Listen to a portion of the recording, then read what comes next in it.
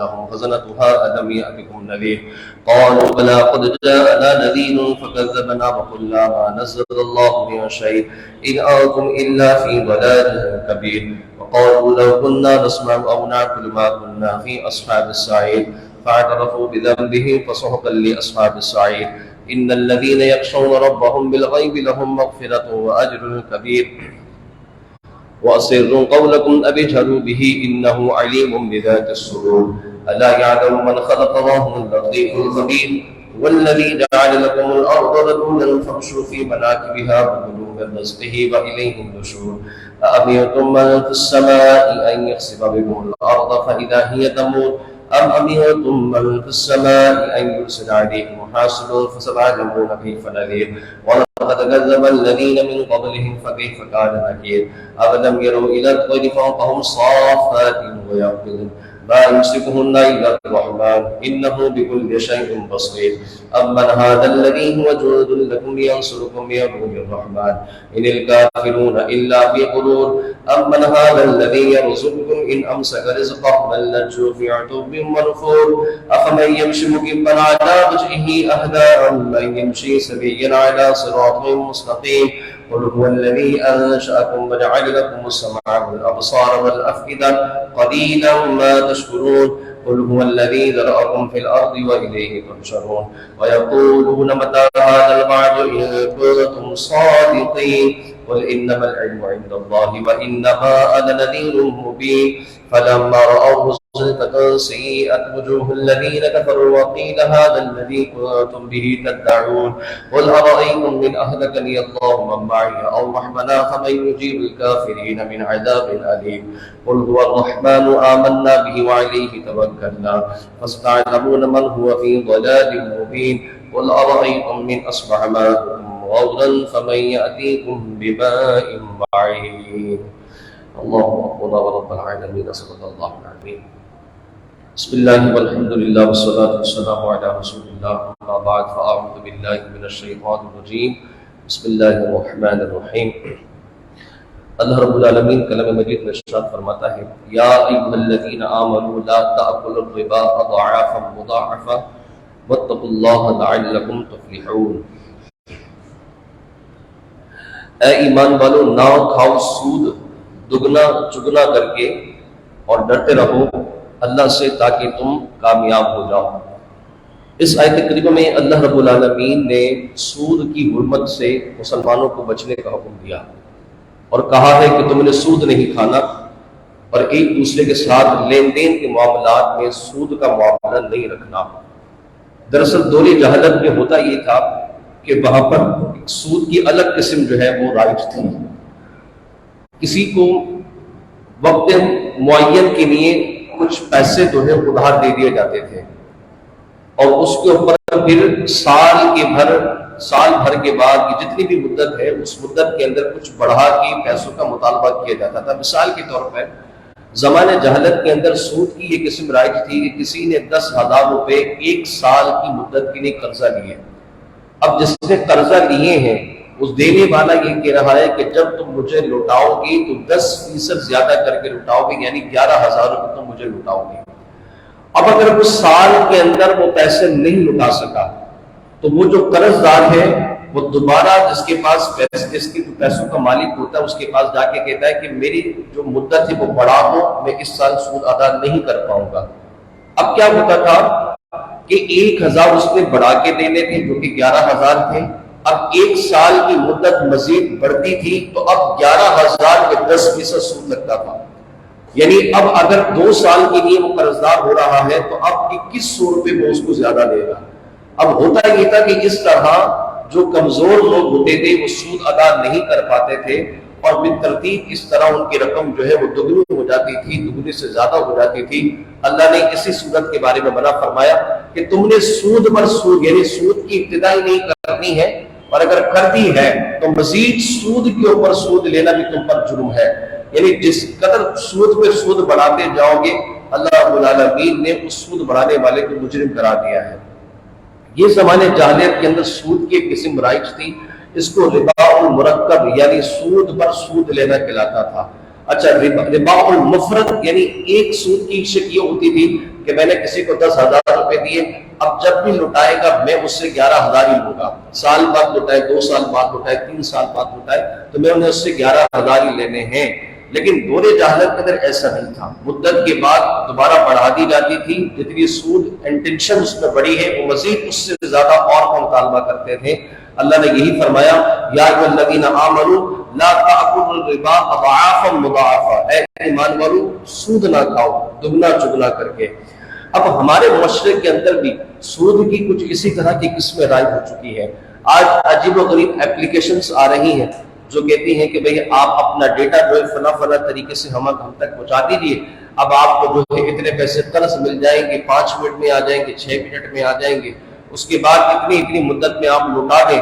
اگر وہ لوٹا نہیں سکتا تو پھر کہتے ہیں کہ آپ انٹینشن لے لیں، آپ تھوڑا سا اسٹے لے لیں، آپ کچھ ٹائم بڑھا لیں، تو بندہ کہتا ہے میں مجبور ہوں، لوٹا سکتا نہیں، میں کچھ ٹائم بڑھا دوں گا، تو وہ سود کے اوپر پڑنے والی جو بڑی رقم ہوتی ہے جنہوں نے سود لگایا ہوا ہوتا ہے وہ اس کو ڈبل کر دیتی ہے کہ 5,000 اگر آپ نے لیے ہیں تو آپ ہمیں 5,500 روپے دیں گے، لیکن اگر کچھ وقت بڑھانا چاہتے ہیں تو آپ 6,000 ادا کر دیجئے گا۔ اب ایسے کے اندر جو ہے جو قرض دار پہلے ہو چکا ہے وہ دے نہیں پا رہا تو وہ وقت لے لیتا ہے، اور وقت جتنا وقت لیتا جائے گا اتنے پیسے ان کے بڑھتے جائیں گے۔ یہ قسم آج ہمارے درمیان کچھ اپلیکیشنز کے ذریعے جو ہے وائرل ہو رہی ہے، یہی سود ہے، اسی کو سود مرکب کہتے ہیں۔ اللہ رب العالمین نے کلام مجید میں اسی کی جانب اشارہ کیا ہے۔ نبی کریم علیہ الصلوۃ والسلام نے سود کی 2 صورتیں بیان کی، ایک تو لین دین میں ہوتا ہے، پیسے کے ذریعے پیسے سود کمانا، میں نے پیسے دیے اس کے اوپر مزید پیسے لے لیے۔ دوسرا سود ہوتا ہے مال کے ذریعے، حضور علیہ السلام نے فرمایا کہ سونے کو سونے کے بدلے، چاندی کو چاندی کے بدلے برابر سے تم نے لین دین کرنا ہے۔ جو ہے تو جو کو جو کے ساتھ بدلنا ہے تو لین دین کے ساتھ برابر بدلنا ہے۔ کھجور ہے تو حضور فرماتے کھجور کو کھجور کے ساتھ برابر سے بدلنا ہے، یہ نہیں کہ اچھی کھجوریں کم کوالٹی والی زیادہ دی ہیں اور مہنگی کوالٹی کی جو ہے وہ زیادہ خریدنی۔ حضرت بلال حبشی رضی اللہ تعالیٰ عنہ ایک مرتبہ حضور کی بارگاہ میں آئے تو آپ کے پاس کوئی اعلیٰ قسم کی کھجوریں تھیں۔ نبی پاک علیہ السلام نے پوچھا تمہارے پاس کی کہاں سے آئی؟ انہوں نے فرمایا حضور میں نے کم نسل والی، جو کم کوالٹی والی، جو کم معیاری والی جو کھجوریں تھیں وہ 2 سا دے کر، مزید دے کر اس سے آدھا سا میں نے یہ خریدی ہے۔ نبی کریم علیہ السلام نے فرمایا اسی کو تو سود کہتے ہیں، اسی کو سود کہا جاتا ہے، تم نے کبھی ایسا نہیں کرنا۔ آقا علیہ الصلوۃ والسلام نے اس سے منع کیا۔ اسی طرح حدیث پاک میں نمک کو نمک سے بدلنے کی بات آئی تو فرمایا اس کو تم نے ہاتھوں ہاتھ بدلنا ہے تو پھر آپ نے جو ہے اس کو ایک ساتھ کم بڑھتی کے ساتھ نہیں بلکہ جتنا لیا ہے اتنا ہی لوٹانا پڑے گا۔ گندم کے بارے میں اللہ کے نبی نے فرمایا جتنی گندم لی ہے اتنی لوٹانی ہے۔ یہ 6 چیزیں حدیث پاک کا ذکر کی۔ فقہا فرماتے ہیں کہ ان 6 چیزوں پر ہی سود لگے گا یا مزید اور چیزیں تو ہمارے درمیان ہے کسی بھی صورت میں ان پر بھی سود عائد ہوگا؟ تو امام اعظم ابو حنیفہ فرماتے ہیں کہ ان 6 چیزوں میں سود تو ہے ہی، اسی طرح ہر وہ چیز جو جنس کے اعتبار سے ایک ہو، ناپی جاتی ہو یا تولی جاتی ہو، ان 3 چیزوں کے اوپر جو ہے سود اگر طے کیا جائے تو وہ سود جو ہے برابر میں لگے گا اور برابر میں نہیں لگے گا۔ اس سے زیادہ یعنی اگر 1 لیٹر تیل آپ نے لیا کوکنگ آئل تو آپ نے 1 لیٹر ہی واپس کرنا ہے، کیوں؟ کیونکہ ہمارے کوکنگ آئل جو ہے ناپ کے دیا جاتا ہے، دودھ ناپ کے دیا جاتا ہے۔ اسی طرح جو ہے ہر وہ چیز جو ناپ کی دی جاتی ہو، یہ ہر وہ چیز جو وزن کر کے دی جاتی ہو، اس کے اندر آپ نے برابری کا ہی تعین رکھنا ہے، آپ نے اس میں برابری کا ہی جو فیصلہ کرنا ہے۔ اس میں اعلیٰ نسل اور کم نسل کا اعتبار نہیں۔ کھجوریں ایک ہی جنس کی کھجوریں ہوتی ہیں، جو ایک ہی جو ہے، گندم ایک ہی گندم ہے، کوئی یہ نہیں کہہ سکتا میری گندم اعلیٰ ہے اور یہ کم نسل کی ہے، ایسا نہیں ہے۔ اللہ نے گندم کو گندم رکھا ہے، یہ اعلیٰ اور غیر معیاری اور معیاری یہ ہمارا اور آپ کا بنایا ہوا قانون ہے، قدرت کا قانون نہیں ہے۔ اسی طرح کھجور بھی اللہ نے پیدا کیے، کھجور کتنی اقسام کی کیوں نہ ہو، وزن کے اعتبار سے تمام قسمیں کھجوروں کی ایک ہی ہیں، اعلیٰ کوالٹی اور کم کوالٹی، معیاری غیر معیاری، یہ میری اور آپ کی بنائی ہوئی ہے۔ اللہ کے نبی نے ان سے منع کیا اور ہمیں قانون مل گیا، ہر وہ چیز جو وزن کر کے بیچی جاتی ہو اور ہر وہ چیز جو تول کے بیچی جاتی ہو، حضور علیہ السلام نے فرمایا کہ اس کو ہم نے برابری کے اندر رکھنا ہے۔ اس کے علاوہ آج ہمارے درمیان سود کی بہت ساری ڈیجیٹلائز قسمیں آ چکی ہیں، آپ گھر بیٹھے سود کما سکتے ہیں اور آپ کو خبر بھی نہیں ہوتی۔ پہلے تو بینک ہے، آپ کو معلوم ہے بینک نظام جو ہے یہ سود پر ہی بنا ہے، 1920 کے اندر 1920 کے اندر انگلینڈ کے اندر سب سے پہلا بینک قائم ہوا تھا، جس کو بینک آف انگلینڈ کہتے ہیں۔ اس کی بنیاد رکھنے والے سارے کے سارے یہودی تھے، اور اس دنیا کے اندر بینک کا قیام کرنے والے ہی یہودی ہیں، جوئش تھے۔ کرسچنز بینک کے خلاف تھے، مسلمان تو سود کے شروع سے خلاف ہے، لیکن اس زمانے کے اندر کرسچنز بھی جو تھے وہ سود کے خلاف تھے۔ پادریوں نے اس وقت کے زمانے کے جو ہے بینک کے خلاف جو مہمیں چلائی تھی، لیکن چونکہ سرمایہ کار اور بڑے بڑے جو لوگ تھے وہ جوش کے ہاتھ میں تھے، انہیں صرف پیسہ نظر آ رہا تھا، تو یہ مہم ایک ناکام ہوئی، اور 1920 کے اندر پہلا انگلینڈ کے اندر بینک قائم ہوا۔ یہودیوں کے نظریے کے مطابق وہ یہ کہتے ہیں کہ یہودی اور یہودی کے ساتھ لین دین کرے گا تو سود ان میں حرام ہے، یعنی یہودی اگر کسی یہودی کو قرضہ دے رہا ہے تو آپسی کے اندر لین دین ان کا حرام ہوگا، لیکن اگر یہودی کسی غیر قوم کو قرضہ دیتا ہے تو اب یہود کے اندر ان کی تعلیمات میں اس سے سود لینا اس کے لیے حلال ہے۔ اسی لیے انہوں نے بینک کی بنیاد رکھی۔ ان کے پاس پیسہ تھا، دولت تھی، اب کسی سے قرضہ لیا، اور یہودی غیر قوم سے قرضہ لے رہا ہے، وہ زیادہ دے رہا ہے تو اس کی مطلب وہ سود نہیں ہے، لیکن یہودی ٹو یہودی یعنی یہودی جوش ٹو جوش اگر کوئی لین دین کر رہا ہے تو وہ کہتے ہیں ہمارے درمیان سود ہے، لیکن اگر آپ کسی غیر قوم سے نہیں کہ سود نہیں ہوگا۔ اور یہی وجہ ہماری دنیا کے اندر بینک بنانے کی بنی تھی کہ جوش نے سرمایہ کار لوگوں کے ذہنوں کو بدلا، کہا کہ آپ ہمیں پیسہ دیں، ہم آپ کو پیسہ ڈبل کر کے دیں گے، آپ ہمارے پاس پیسہ دیں، ہم آپ کے پیسے کی حفاظت بھی کریں گے، مزید آپ کے پیسوں سے انڈسٹریاں بنائیں گے، لوگوں کی خدمت کریں گے، ہسپتال بنائیں گے، یونیورسٹیز بنائیں گے، ہم انڈسٹری لگائیں گے، کاروبار کریں گے، کپڑے کی انڈسٹری لگائیں گے، موٹر انڈسٹری لگائیں گے۔ جوئش نے سب سے زیادہ جو پیسہ تھا وہ موٹر انڈسٹری میں لگایا تھا، کار میں لگایا، ٹرین میں لگایا، ایروپلین بنائے، اس میں زیادہ ان کا پیسہ لگا۔ اور یوں پھر جو ہے جو سرمایہ کار تھے انہیں ناجائز حلال و حرام کی پرواہ تو تھی نہیں، انہیں چاہیے تھا پیسہ کہ ہمارا پیسہ ڈبل کیسے ہوتا ہے، تو جوئش نے کر کے دکھایا بینک کے تھرو۔ اب 1920 کے اندر پوری دنیا کے اندر انگلینڈ میں صرف ایک بینک کی جو ہے وہ بنیاد ڈلی تھی، اور ایک سال کے اندر صرف انگلینڈ کے اندر ہی 500 سے زیادہ بینک جو ہے وہ کھل چکے تھے، اور 3 سال کے اندر اندر پوری دنیا میں بینک کا نظام قائم ہو چکا تھا۔ اتنی جلدی یہ انڈسٹری کامیاب ہوئی بینک والی، کیوں؟ کیونکہ انسان جو ہے وہ فطرتاً اس کا میلان پیسوں کی جانب بڑھتا ہے، فطرتاً انسان کا میلان جو ہے وہ رقم کی جانب بڑھتا ہے۔ اب کسی کے پاس 10,000 ہے، بیٹھے بٹھائے اس کو 20,000 بیٹے تو برے ہیں۔ ہمارے پاکستان کے اندر بھی چند سال پہلے ایک ڈبل شاہ آیا تھا، لوگوں نے بڑا کروڑ اربوں روپیہ اس کو دیا، پھر اس نے کیا کیا، لوگوں کو چونا لگا کے چلا گیا۔ 2 4 5 لوگوں کو ڈبل شاہ کر کے نہیں دیے، پیسے دے دیے اس نے، لیکن پیسوں کی لالچ میں کسی نے 15 لاکھ، کسی نے 20 لاکھ، کروڑ روپے بھی دیے۔ اب چند لوگوں کی کھاتے میں وہ قربانی تو دے رہا تھا، لیکن جب بڑا پیسہ اس کے ہاتھ ہے وہ اربوں روپے کا گبن کر کے ملک سے باہر چلا گیا۔ بہرحال بعد میں FIA نے پکڑا، وہ الگ چیز ہے، لیکن ایسا ہوا۔ تو انسان میلان رکھتا ہے پیسوں کی جانب۔ تو اس زمانے کے اندر، جس زمانے میں جہالت تھی، لوگوں کے پاس تعلیم و شعور نہیں تھا، اور پھر جب بینک کا نظام ہندوستان آیا تو ہندوستان کے اندر جو ہندو تھے اور جو راجہ مہاراجہ ان کسٹڈی میں رہنے والے لوگ تھے، وڈیرانہ نظام تھا، جاگیردارہ نظام تھا، جب ان کی دولتیں بینک کی صورت میں ڈبل ہونے لگی تو ان کو بینک کے نظام میں کوئی خرابی نہیں آئی، اور یوں کرتے کرتے پوری دنیا میں بینک کی جو نحوست تھی وہ طاری ہو گئی۔ ڈاکٹر اقبال فرماتے ہیں کہ آج امت مسلمہ پر جو زوال آ رہا ہے اس کی سب سے بڑی وجہ یہ ہے کہ جو اللہ تعالیٰ نے حضرت آدم علیہ السلام کے سینے میں عربی نورانیت اور معرفت کا نور رکھا تھا، ان کی اولادوں نے اس نور جو ہے اپنے سینوں سے نکال دیا بینک کی صورت میں، کہ بینک ان کو سود کھلا رہا ہے، اور وہ معرفت کا نور جو حضرت آدم سے ان کو اولاد کو ملا تھا وہ ان کے سینوں سے نکلتا جا رہا ہے۔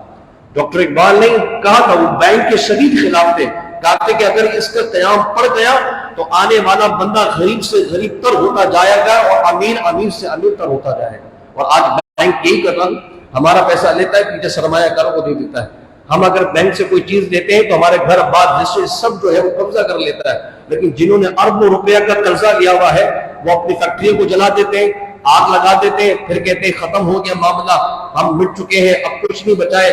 بینک ان کے قرضوں کو معاف کر دیتا ہے، وہ اپنے قرضے معاف کرا دیتے ہیں۔ یہ سرمایہ کارانہ کا ایک چال ہے، اپنی کمپنیوں کو، فیکٹریوں کو آگ لگانا، اپنی دکانوں کو آگ لگانا۔ بینک کرپٹ ہونے سے بہتر یہ ہے کہ اپنا مال جلا کے بینک کی صورت میں صاف ہو جائے۔ اور پھر کیا ہوتا ہے، اب بینک جو ہے اپنا خمیازہ جو وڈیرے کو دیا، جو سرمایہ کار کو دیا، اب وہ جب لوٹا نہیں رہا تو ہم سے اور آپ سے ریکور کرتا ہے، تو ہمارے پیسوں سے ریکوری ہو رہی ہوتی ہے. اور اس طرح جو ہے بینک کے نظام کی صورت. اور آج ہمارے بینک نے عجیب و غریب قسم کی قسمیں نکال کے سود کو عام کر دیا، بہت عام کر دیا. سیونگ اکاؤنٹ کھلوا دیجیے، آپ لاکھ روپے رکھیں گے، 7,000 8,000 9,000 جتنا بھی ہو وہ آپ کو جو ہے ماہانہ کے طور پہ دیتا ہے. اچھا بینک یہ کہتا ہے کہ ہم آپ کے پیسوں سے کاروبار کر رہے ہیں. کیا کاروبار کر رہے ہیں؟ کس جگہ لگا رہے ہیں؟ دینے والے کو پتہ ہی نہیں ہے. یہ سمجھیے کہ بینک آپ کے پیسوں کے سود کو حلال طریقے سے کہہ رہا ہے تو وہ شراب کی بوتل پہ سرکے کا لیبل لگا رہا ہے. شراب ہے اندر لیکن لیبل جو ہے سرکے کا لگا ہوا ہے. اب بندہ کہہ رہا ٹھیک ہے سرکہ یہ میں نے کون سا پینا ہے، میں نے بھی آگے بیچنا ہے، میں نے بھی کون سا رکھنا ہے. اب کہتے ہیں ہم کاروبار کر رہے ہیں. بھائی شراکت داری میں اصول یہ ہوتا ہے کہ کاروبار پتہ ہو، نفع نقصان پتہ ہو، کیا چیز خریدی جا رہی ہے، کیا بیچی جا رہی ہے، یہ ساری چیزیں پتہ ہو. بینک صرف آپ کو الو بنا رہا ہے، ہم بنتے جا رہے ہیں. ہم سوچتے بھی نہیں ہے کہ ہمارے پیسے میں جو سود مل رہا ہے ہمیں، یہ سود ہے، یہ ناجائز ہے، یہ حرام ہے.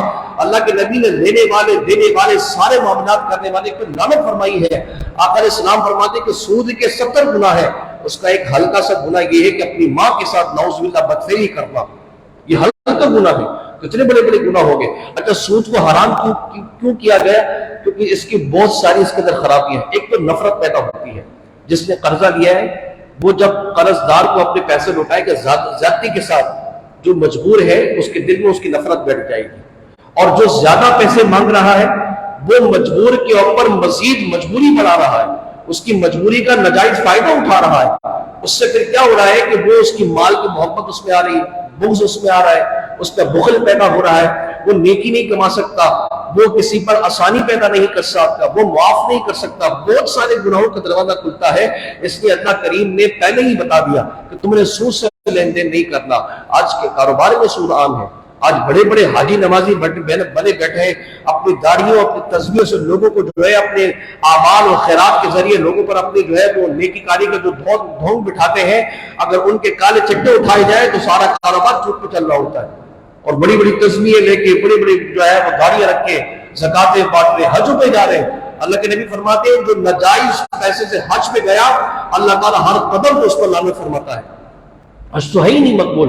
نبی کریم علیہ السلام فرماتے کہ ایک لقمہ بھی اگر حلق میں چلا گیا اور ایسے میں وہ مر بھی گیا تو اللہ تعالیٰ اس پر نظر رحمت نہیں فرمائے گا.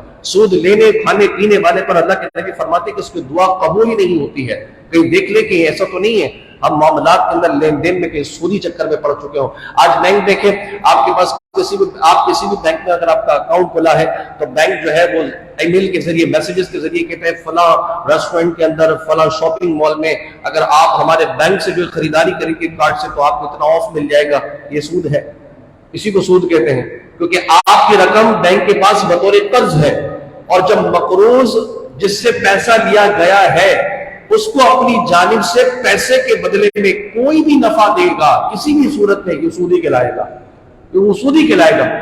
اللہ کے نبی نے فرمایا ہر وہ قرض جس کے اندر نفع ہو وہ سود ہے. اب بینک نے آپ کے پیسے بطور قرض کے لے لیے، اب آپ اس کا کارڈ لے کے پیٹرول پمپ پہ گئے، آپ اس کا کارڈ لے کے مارٹ پہ گئے، آپ ریسٹورنٹ پہ گئے، آپ شاپنگ مال پہ گئے، آپ نے آن لائن جو ہے اس کے اپنے کارڈ کے ذریعے کسی سے خریداری کر لی، جتنا بھی آف آپ کو ملے گا یہ سودی رقم میں چلا جائے گا، سود میں چلا جائے گا. اسی طرح جو ہے آج موبائل کے اندر بھی اکاؤنٹ کھلوا دیتے ہیں. آپ اتنے 1000 روپے رکھے ہوں گے تو آپ کو منٹس فری ملیں گے، آپ کو ایم بی فری مل جائے گی. آپ جو ہے اتنے 1000 کے روپے اس اکاؤنٹ کے اندر رکھیں گے تو آپ کو مہینے کے اندر اتنا فری ملے گا. سود ہے. اگر 1000 نہیں ہوا تو یہ سب نہیں ملے گا. پتہ لگا آپ کے پیسوں کے بدلے یہ کمپنی آپ کو نفع دے رہی ہے اور پیسوں کے بدلے ملنے والا نفع ہی سود کہلاتا ہے. اور آج ہمارے معاشرے میں اس چیز کی پرواہ نہیں.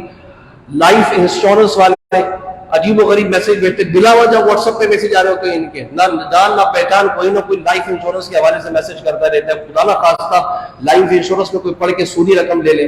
اسی طرح پھر جو ہے وہ آپ گاڑی کی جو گاڑیوں کے اسٹال میں وہ کروا لیتے ہیں، انشورنس کراتے ہیں.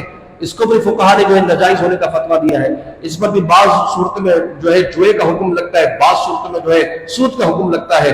آج ہر مسلمان پروٹیکشن پہ پڑ گیا ہے۔ اچھا آج پرائز بانڈ ویسے تو جائز ہے، لیکن جو اب پریمیم پرائز بانڈ آیا ہے، ایک پرائز بانڈ کو نئی صورت ہماری مارکیٹ میں آئی ہے 40,000 روپے کی، یہ سودی رسید ہے۔ اگر آپ 40,000 کا پرائز بانڈ خریدتے ہیں پریمیم پرائز بانڈ، تو وہ سود کی ایک رسید ہوتی ہے۔ لیکن نارمل پرائز بانڈ جو ہوتا ہے وہ نوٹ کے حکم میں ہے۔ اگر نوٹ آپ کا جل جاتا ہے، نوٹ آپ کا اگر کوئی چوری کر لیتا ہے، تو جس نے چرایا ہے وہ نفع اٹھا سکتا ہے، جو اس کا مالک تھا اس کے ہاتھ سے وہ ختم۔ اسی طرح پرائز بانڈ بھی ہے۔ نارمل پرائز بانڈ جب چوری ہو جائے، نارمل پرائز بانڈ اگر جل جائے تو جس کا تھا اس کو کچھ نہیں ملنے والا۔ لیکن گورنمنٹ نے پریمیم پرائز بانڈ کے اوپر کیا کہا ہے کہ یہ سیفٹی بیسس پر دیا جا رہا ہے، سیکیورٹی بیسس پر دیا جا رہا ہے۔ اگر یہ چوری ہو جاتا ہے، جل جاتا ہے، ہلاک ہو جاتا ہے، تو بینک میں جائے دوبارہ سے اپنے نام سے ایشو کروا لے۔ اسی کو تو سود کہیں گے۔ یہ سود کی رسید ہے کہ 40,000 روپے گورنمنٹ نے آپ سے ادھار لیے ہیں، اب اس کی رسید اگر آپ سے گم ہو جاتی ہے دوبارہ آ کے آپ نکلوا لیں۔ اب اگر اس بانڈ کے اوپر جو انعام ملے گا وہ سارا کا سارا سود میں شمار ہوگا۔ اب آپ دیکھیے ہمارے لوگوں نے پریمیم پرائز بانڈ کو سیکیورٹی کے نام پہ، حفاظت کے نام پہ ڈبل کر کے رکھے ہوئے۔ ابھی پچھلی دنوں کی بات ہے، 2 روز قبل میں نے یہ مسئلہ ظہر کی نماز میں بتایا، تو جو نمازی تو وہ خود آئے میرے پاس، کہا حضرت میں نے یہ خریدے ہوئے ہیں، میں نے لیا ہوا ہے، مجھے ابھی پتہ لگا یہ تو سیکیورٹی بیسس پر ہے نا۔ میں نے کہا سیکیورٹی بیسس وہی بات کہ شراب کی بوتل ہے، اندر شراب ہے، لیبل کس کا لگا ہے؟ سرکے کا، کہ بھئی سرکہ ہے یہ۔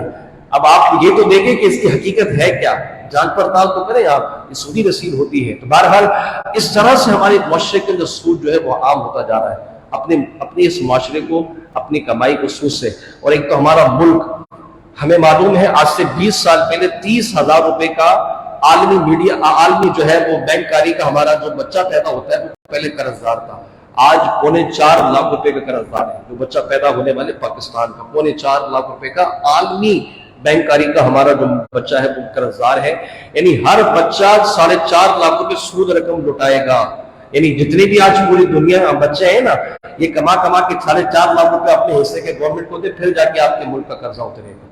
اور آپ دیکھیں یہ انسانیت کے ٹھیکیدار بنے بیٹھے ہیں، کمزور سے کمزور ملک کو کہتے ہیں آگے ہم سے قرضہ لے لو، جان بوجھ کے پھنساتے ہیں اس ملک کو، پھر کیا ہوتا ہے دیوالیاں نکل جاتے ہیں، پھر اس ملک پہ قبضہ کر لیتے ہیں۔ اللہ معاف کرے ہماری گورنمنٹ بھی کچھ ایسے ہی نکلی، اور آج دیکھ کے سود کے چکر میں پڑ چکے ہیں، سود کے چکر میں ہر چیز کو مہنگا کر دیا، ڈبل کر دیا۔ ظاہر ہے اتنا بڑا بینک آپ کو اربوں روپیہ دے رہا ہے، ورلڈ بینک آپ کو قرضہ دے رہا ہے، تو بدلے میں ریکوری کیسے ہوگی؟ اسی طرح ہوگی، مہنگائی کریں، چیزوں کو بڑھائیں، پیٹرولیم بڑھائیں، الیکٹرانک چیزوں کو بڑھایا جائے، بجلی کو بڑھایا جائے، تاکہ آپ کے پاس پیسے آئیں، اس پیسے سے پھر آپ سود ہمیں اتار سکیں۔ پاکستان مزید جو سود لے رہا ہے نا، وہ بہتری کے لیے نہیں لے رہا، بلکہ جو سود کی گزشتہ قسطیں ہمارے پاس ڈیو چل رہی ہیں، اس مزید سود سے وہ گزشتہ قسطیں اتاری جائیں گی۔